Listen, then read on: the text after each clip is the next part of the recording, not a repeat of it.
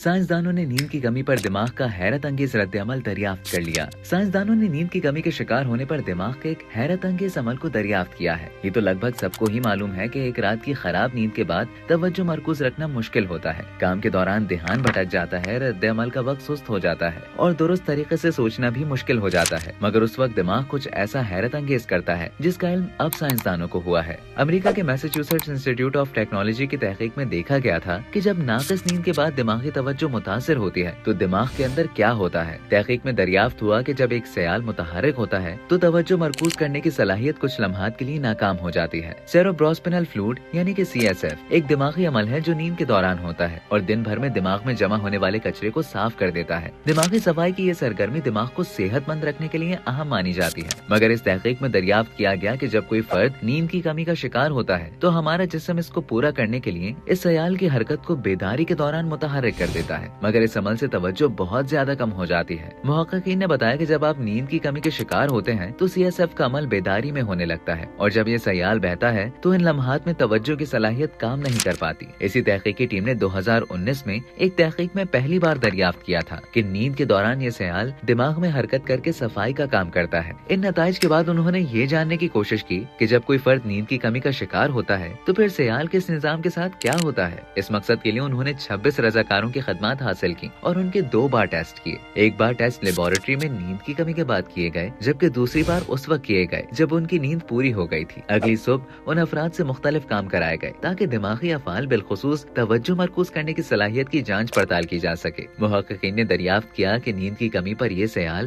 بیداری کے دوران زیادہ متحرک ہو کر دماغ کی صفائی کرنے لگتا ہے۔ انہوں نے بتایا کہ ہمارے خیال میں اس طرح دماغ نیند کی کمی کا ازالہ کرنے کی کوشش کرتا ہے۔ اس تحقیق کے نتائج جرنل نیچر نیورو سائنس میں شائع ہوئے۔